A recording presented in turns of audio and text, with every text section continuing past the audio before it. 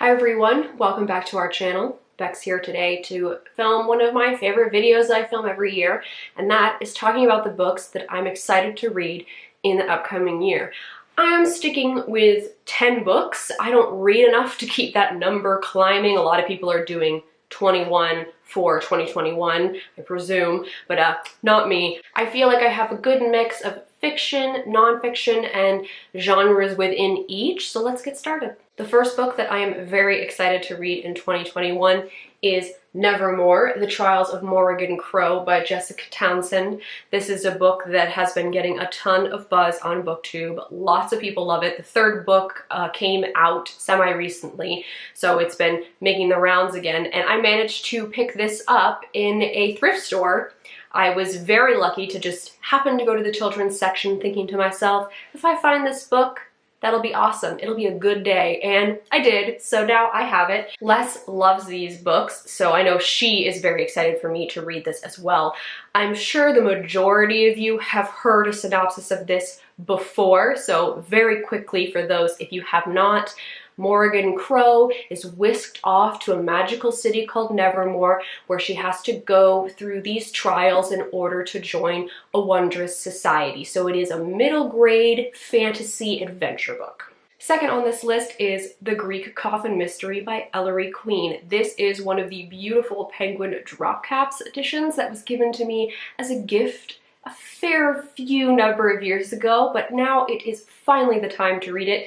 As you might guess from the title, it is a mystery book, and the main character detective is sort of like a stateside version of Sherlock Holmes, at least in terms of the popularity when these books were being published. In this particular story, there is a man who passes away, they bury his body, and they go back to his place, his office, to look over his last will and testament, and they can't find it anywhere. So they decide to dig up the body and make sure it's not in there as well. And then not only do they find the body they were expecting, but they end up finding another body in the coffin. So that is the mystery of The Greek Coffin Mystery. And one other thing that I noticed when flipping through this is that the contents, the chapter titles, it'll probably be a little hard for you to see, but each chapter title is one word and it spells out, if you take the first letter of each title, it spells out The Greek Coffin Mystery by Ellery Queen, which I think is kind of cool. So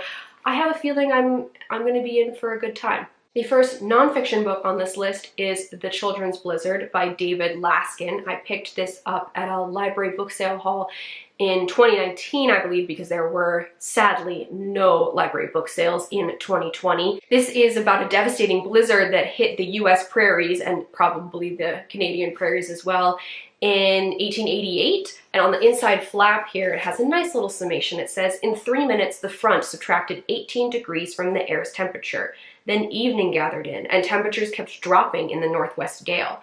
By morning on Friday, January 13th, 1888, more than 100 children lay dead on the Dakota-Nebraska prairie. That is dramatic. And the little snippet on the front here, little blurb, says the account of the 1888 blizzard reads like a thriller. So that sounds cool. I'm down to read that. This next book is a perfect example of a book that I probably never would have heard of if it wasn't for BookTube, and that is The Book of the Unnamed Midwife by Meg Ellison. This is a sci-fi dystopian novel that has won the Philip K. Dick Award for Distinguished Science Fiction. It is part of a series, and I have heard really good things about this. This story takes place in a future where a fever has swept through and killed the majority of women and children and made childbirth deadly. So there's mostly just men left who travel in these bands together, and there's a lot of violence and intimidation, it seems, in order to control things. Our main character is a woman who dresses like a man and uses fake names, so it sounds like we're going to follow her life and her journey to survive. The next two I want to talk about are both Penguin modern classics, the first of which is Svetlana Alexievich's Chernobyl Prayer. This is a winner of the Nobel Prize in Literature, and I feel like this book has been getting some renewed attention because of the HBO series Chernobyl. I already had this book on my shelves, and this was actually on one of these lists in a previous year and I didn't get to it, but after watching the HBO show myself, I have a renewed interest in trying to read this again. It is an oral history in which Svetlana interviews many people who were in the area at the time of Chernobyl and just sharing their memories and how awful it was. And she also shares some of her insights as well. I've heard this is incredibly powerful. It might be a little difficult to read because it's all sort of done in monologues, but I think it'll be worth the effort. The other one is Moon Tiger by Penelope Lively. This is actually the winner of the Booker Prize for a number of years ago, and it is pretty tiny. I found this one at a library book sale as well, and I thought it might be worth a shot. It is about a woman who is on her deathbed. She is elderly and she's reflecting on her life, and it sounds like this is just going to be sort of her telling her story. Love, loss, and all the drama that comes from having lived a very sweeping, intense, beautiful life. This is the one book that I had to carry over from my 2020 list as I did not get to it at all, and that is Lonesome Dove by Larry McMurtry. I do have to admit that part of the reason I didn't get to it is because it's ginormous and I knew it was going to take me a long time to read, but I still want to get to it. It is so big because it is an epic story that takes place in the Western US.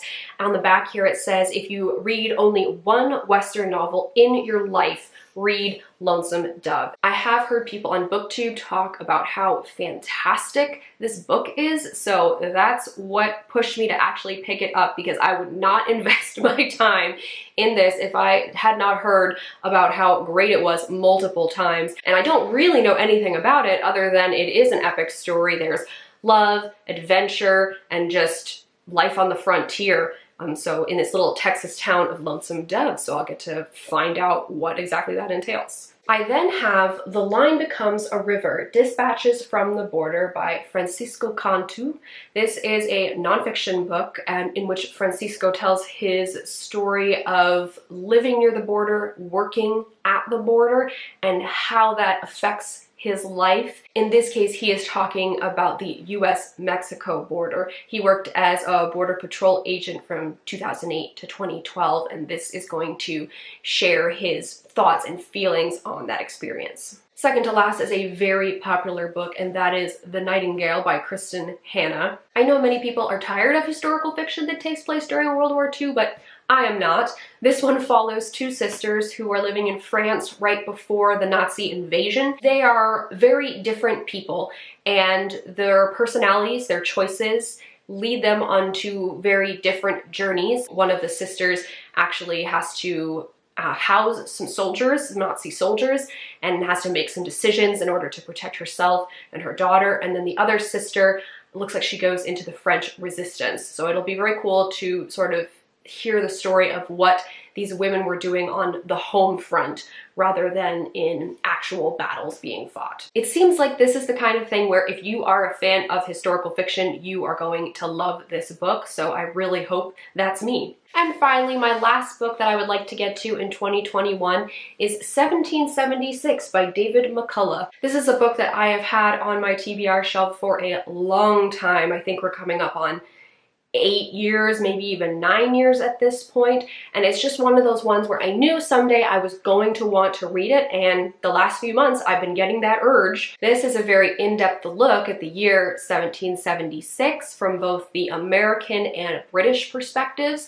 The book starts in late 1775 with King George III declaring the American rebellion as a problem, and so that leads into what I always refer to as the Revolutionary War, as I was educated in the US. We follow a number of perspectives, some you might expect like George Washington, King George III. It also seems like we're going to follow some American patriots, British commanders, to just really paint a very full story of what happened during this year. I imagine it'll help me remember some of those things that I learned in AP US history back in the day, and I always appreciate a little refresher. Those are the 10 books that I would really like to get to in 2021. If you've read any of the books I just talked about, I'd love to know what you thought of them. As always, all of our links are in the down bar. You can go check those out if you feel so inclined. Thank you guys very much for watching, and I'll see you later.